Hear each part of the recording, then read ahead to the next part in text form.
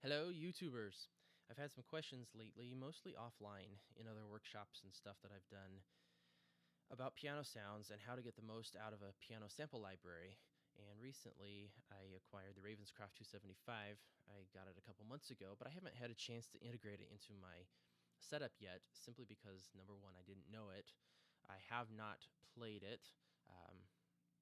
I haven't really designed a sound using it that I would want to play yet. So that's what I'm going to do in this video. I'm going to walk you through taking a piano sample library and turning it into a playable instrument more than just regurgitating samples. So because I kind of grew up on acoustic pianos, I'm really biased toward acoustic pianos. So one of the first things I do with any new piano library is see what kind of big, rich, full solo instrument I can create out of it. If I can create a really big, thick, playable instrument, then I know I can create anything else out of it. And I know the Ravenscroft 275 is a fantastic instrument. I just have not had a chance to dive into it yet. So we're going to do that here today.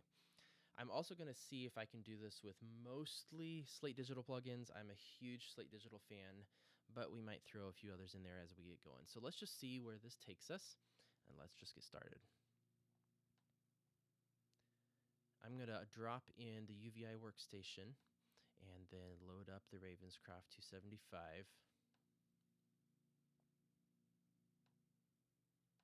Let me just bring the volume down so I don't kill anybody here. All right, so first thing I'm going to do is just take a look at the velocity curve. I'm going to start by playing it at a couple different velocity levels just to see where it responds and how my fingers feel with it. So here we go.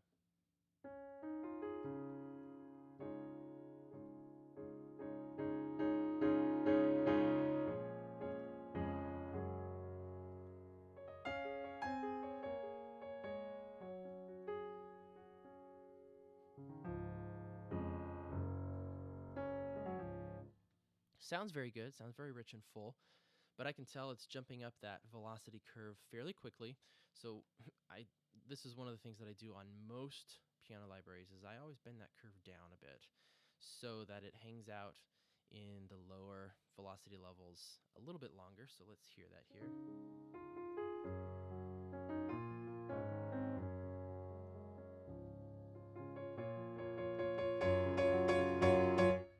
So you can hear it takes a little bit longer to ramp up to the higher velocity levels, and that works for me. It works for the keyboard controller that I am using. It works for my finger technique. So every time you load up a piano library, you should tweak that velocity curve to fit your playing style, your finger technique, and the controller that you use. I've played with a lot of different controllers, and some of them are a lot more sensitive than others. Sometimes they have a built-in velocity control or velocity curve on the controller itself that modifies the outgoing MIDI. I try to leave those at the default because that's usually where the keyboard responds the best, and then I adjust it in the software to accommodate for how I am playing. So that's a good starting point with that velocity curve. I might bring it down just a hair more.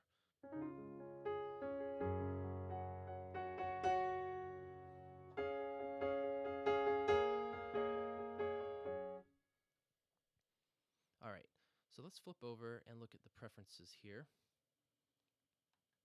I see key noise, so I'm just going to bring it up. To me, it adds a little bit of realism, and again, my whole goal is to get a good solid piano that I could play a solo on. And I like that realism, so let's bring that up a bit more.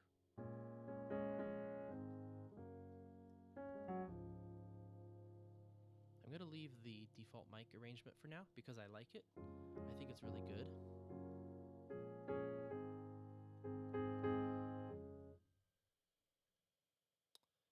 Pedal noise, I'm actually going to see where it is. Let's turn it way up.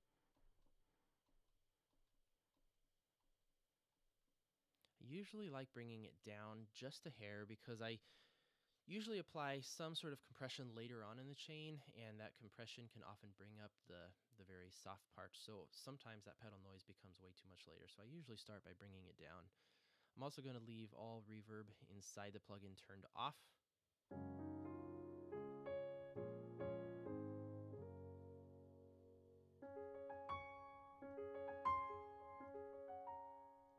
That's a good starting point. All right. So one of the first things I do is usually drop in the Psp Piano Verb. And this plugin simulates what I would describe as a little bigger, more resonant soundboard. So let's hear it with it turned off.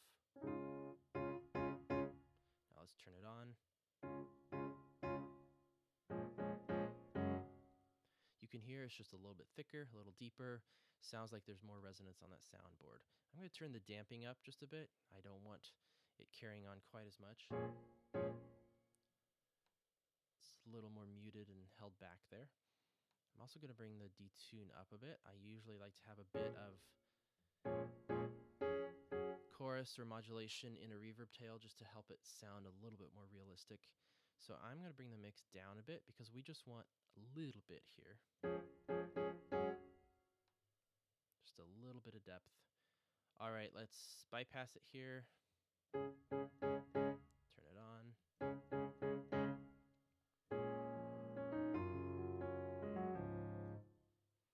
All right, so there's a little bit of thickness right there. It already sounds better than just the plain piano library by itself. So now I'm going to jump over and drop in my favorite Slate Digital Virtual Mix Rack. And if you were recording a piano in a studio, you would have microphones running into a preamp. So I'm going to drop in my favorite preamp here, the FG73, and I can usually get away with cranking the drive quite a bit. Let's turn this off, play just a bit, turn it on.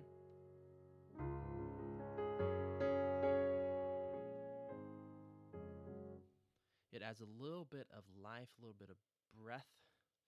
It's not quite so flat. So that's a good starting point. Now let's go drop in the virtual console here. And I like to crank that drive way up. And I usually prefer the Brit 4KE. It's a British mixing console. So again, here we're replicating a piano with a fairly resonant soundboard running into a preamp and an analog mixing console.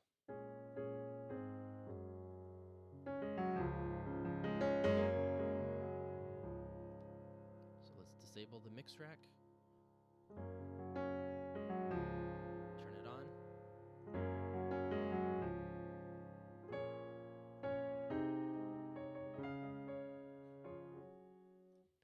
So to me, that already sounds a little bit more alive. One of the beauties, I think the reason I love the Slate Digital stuff so much is that they are all models of analog gear that's been in studios and has been, favorites of producers forever. And like I mentioned earlier about the piano library sounding kind of sterile and thin and pure, a little too pure, using these analog plugins really brings a life to it that you can't get any other way. So moving on from here, this is a really good signal chain coming in. I'm going to bring in the trimmer just so I can monitor my levels. Let's see where we sit.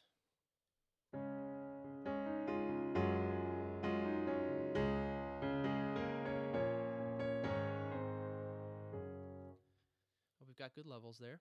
So I'm going to start with a little bit of EQ. I'm hearing some frequencies that I kind of want to take out. Let's hear this again.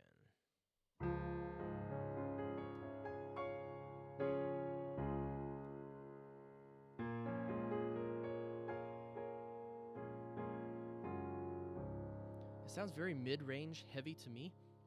So I'm going to start there. Let's start by boosting way up here.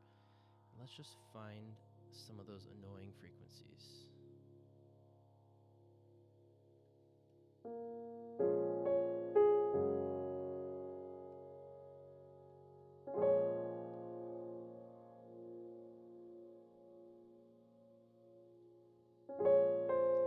That's it. There it is. 554. Now let's take that back to 0. Let's pull this back.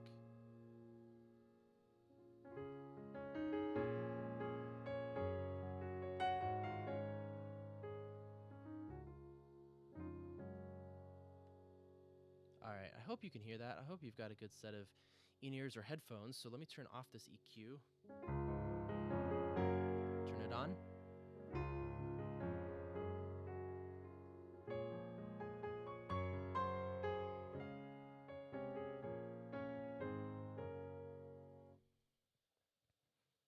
that 554 here was really annoying to me. I think that sounds a lot more balanced.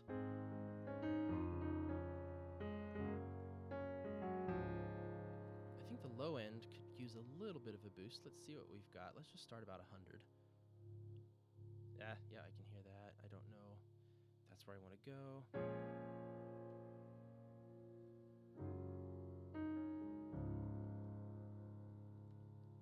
Actually, that's a little much, so let's not do that. I'm going to bring in the Air EQ Earth, because this is a little bit smoother in my opinion. So let's crank this way up, start with it turned off, turn it on. All right, this seems to add low end stability without making it honky like this one. Let's turn this up. That's too thick, but I really like what this one is doing. It's a lot more subtle, and it's a lot more powerful and stable. One of the reasons I love these Slate Digital EQs is because they are so smooth. They are so smooth and musical. The FGN, this Brit EQ model here, does not have any adjustable Qs, but that's okay because the curves are so smooth. I can knock out almost 4 dB here, right around 554, and I know it's getting some of the frequencies surrounding that because it's so smooth. It just knocks that mid-range out in a perfect way. It just feels perfectly balanced now.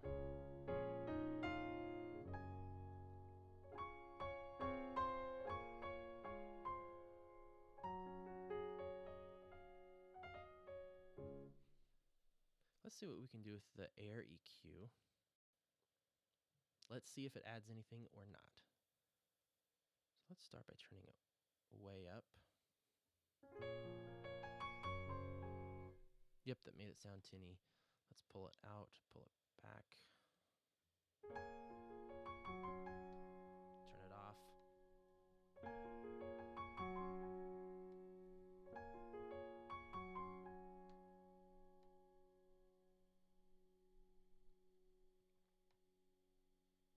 Let's maybe adjust that frequency up. Let's start about 4K and see what it does.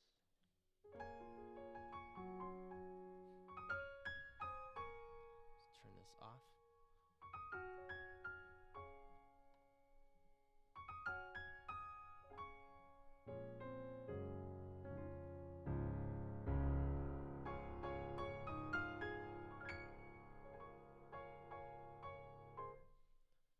I like that. I think that adds, I'm going to back this off just a hair on that Earth EQ here.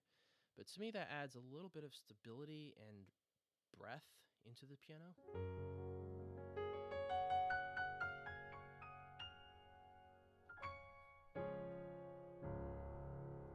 And it sounds very even across the whole sound spectrum, so I really like that. All right, so now that we've got some basic EQing done, I'm going to bring in a compressor. And I love the FG401 compressor here. It is so smooth as well. I'm going to bring the attack up and the release. Well, I suppose technically I'm bringing the attack down to make it faster and bringing the release up to make it slower. And I'm going to start with a ratio of 2 here. Now, as I play in a low to mid dynamic, you'll see it's not applying any compression. The needle is not moving at all. So let's start bringing this threshold down a bit. In fact, if we look at my trimmer to see where my levels are, looks like about -24. So let's put this about there and see what we've got. Yep.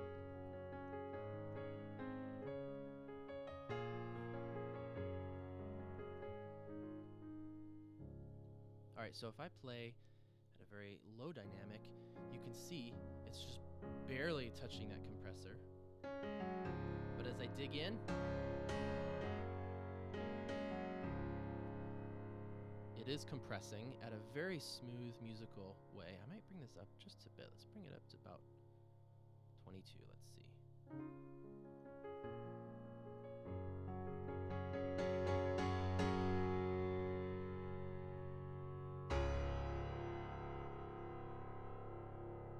All right, and as you can see that needle move to the right, that means the compression is slowly easing off. So if I play a really big note again, there's a lot of compression and it's slowly easing back off, but it does it in a way that's almost unnoticeable. You can't really tell that the compressor is being applied.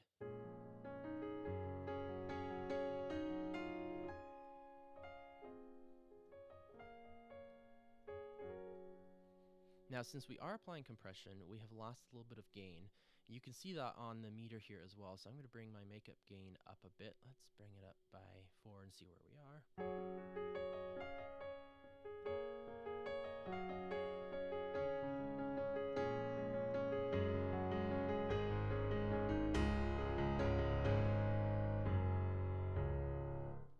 I feel like that's pretty good here.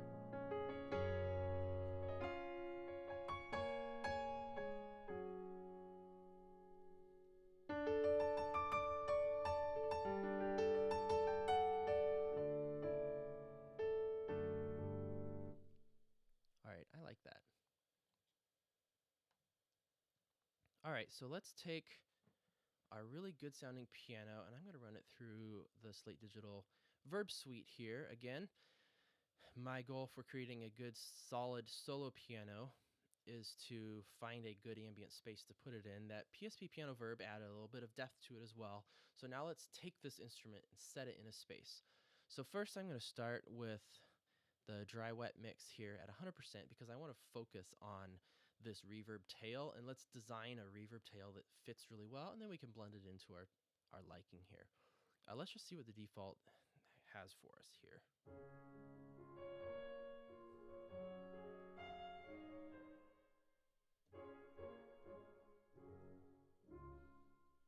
It's definitely sitting in a space, but I don't like it. I am looking for something a little bit more high-end, something that has a little bit more high-end, I should say, and doesn't quite swarm the mids there. Let's just see what we've got for devices. I like the FG250 model quite a bit here. Let's start with this guy, see what this one does. That has a lot more high-end breath to it. It's a little bit long. Let's take the decay time down. Let's try about 2.8.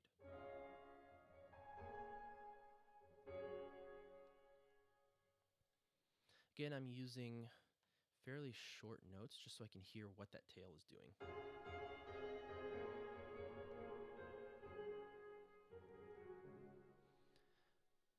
Alright, I can tell there's a little bit too much low end and mid range for my liking, so let's bring these down and see what that does.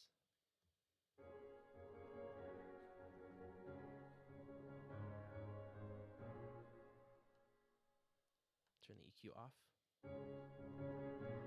On. Alright, that's not encroaching on the actual piano itself anymore.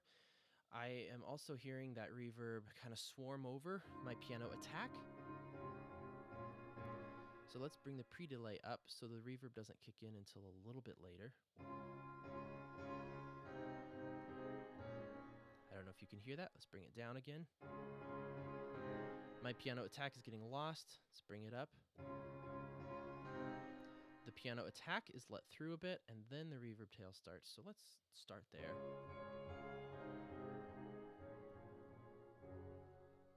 That's good. Now let's listen to a little bit of chorus on that tail. Let's bring it way up. Let's see what it does. Too much. Let's bring it back. Down just a hair more.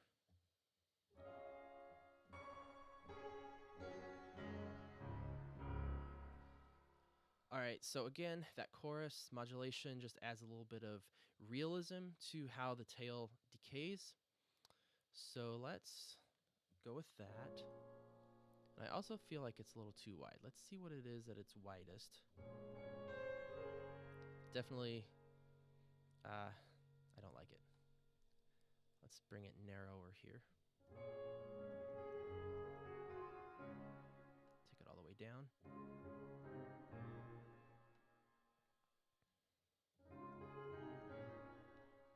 All right, what I found with piano sounds is that the sound itself may be stereo and it sounds great in stereo, but you often don't want a lot of stereo effects on it because it just makes it too wide and too swarmy on the sides. So I like to have a reverb that adds depth, and to add depth, you can make the width very narrow, so it's nearly mono.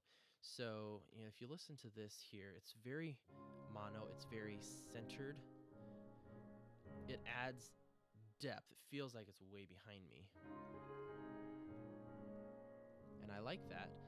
That will just add more character and depth and three-dimensionality to the piano. So let's bring the mix all the way down. Here is the plain dry piano. All right, let's bring that mix up. Start about there.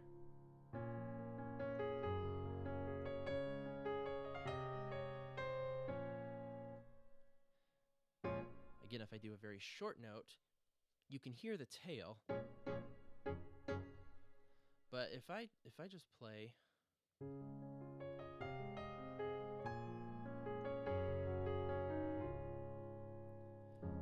that reverb is definitely not taking over, and I really like what that does. All right, so let's turn the reverb off.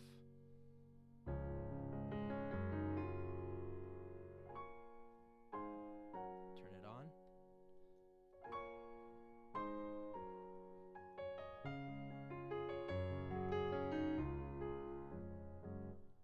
Now I could actually maybe bring that up even just a bit more. Let's try about 30.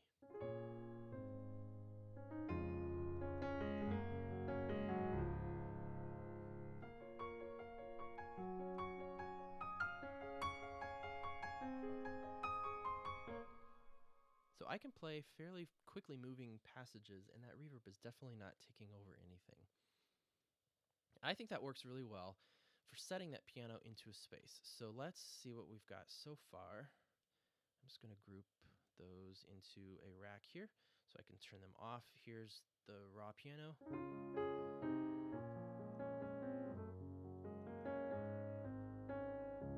Here's with our chain.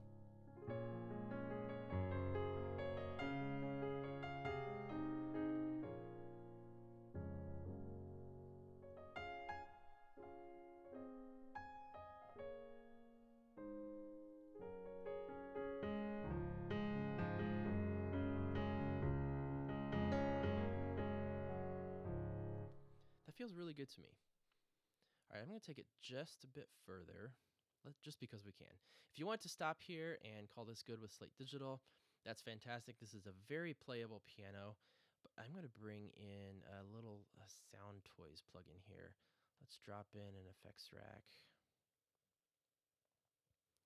And I think the Echo Boy has got to be one of my favorite plugins ever. Let's just hear what it's got.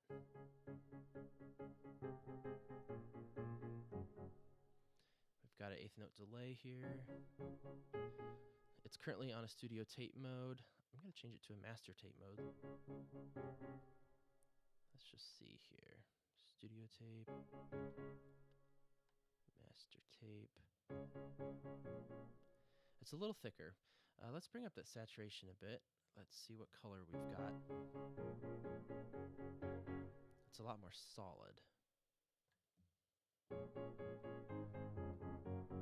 Now, obviously, that's not very playable right now, but let's keep working on it. Again, I'm mostly focusing just on this effect tail. Let's see what it does. If I bring that feedback up, there's just a hint of a second tap there, which I kind of like. But tonally, there's definitely too much low end, so let's cut some of that out. Up a little much. I don't want that tap to overpower the actual piano note, and there's definitely too much high end. So let's try cutting that out here. A little too much still. Let's keep going up.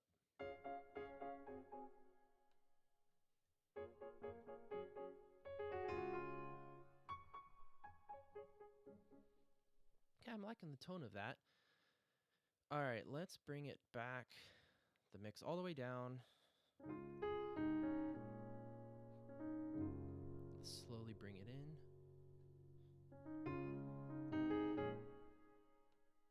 Up a bit more.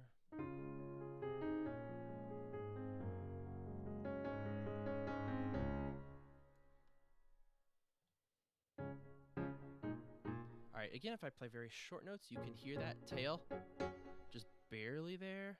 But to me, it adds even more thickness and support and character and depth to that piano. Now, if I play...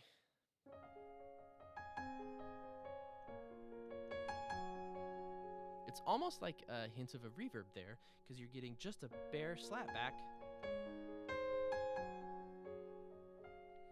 And it's not interfering with playability.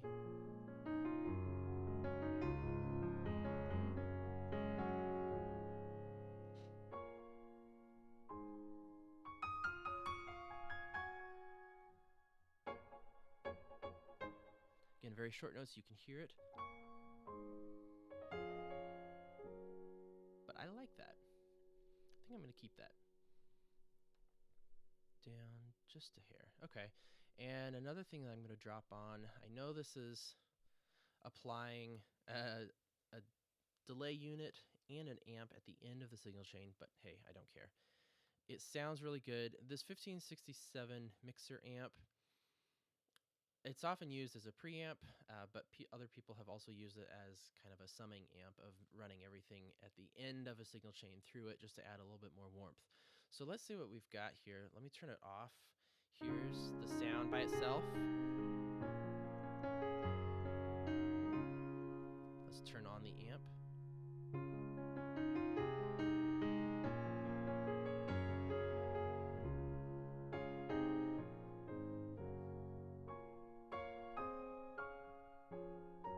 To me, it feels like it's breathing a little bit more.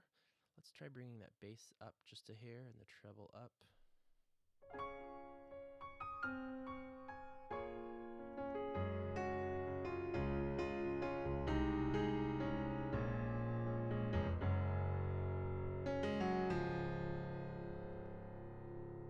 All right, let's bypass all of the Soundtoys here, just to hear before and after.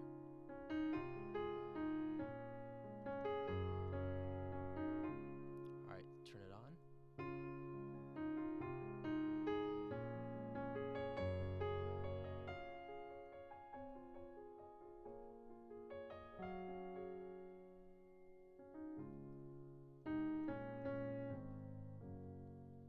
All right, let's play something at a little bit of a higher dynamic.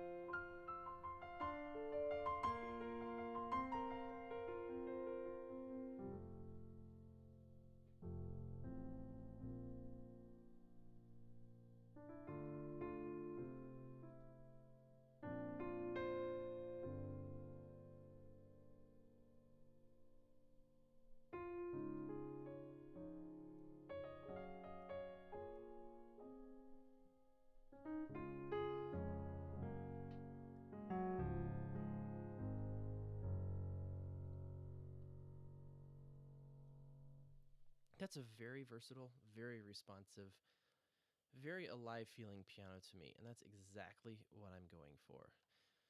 So as you can see here, just a bit of Psp Piano Verb for some depth. We've got quite a bit of processing going on in the Slate Digital Virtual Mix Rack, going through a preamp virtual console strip, going through a couple EQs, going through just a bit of compression. Then we're going into a little bit of reverb just to give it a little bit of space. In fact, that could maybe come up just a bit more here. There we go. And then finally, through just a couple Soundtoys plugins here, we're going through the Echo Boy just for a little thickness and saturation. Very, very light on the level there. And then we're going through one final tube amp just to help it have a little more breath and life. And that is a completely improvised piano chain, but it takes a sample library. In fact, if I turn this off, it takes that sample library from being very flat to something very dynamic and responsive.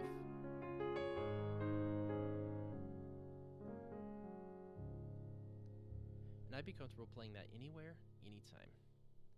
Ravenscroft 275 for the win, along with Slate Digital and Soundtoys.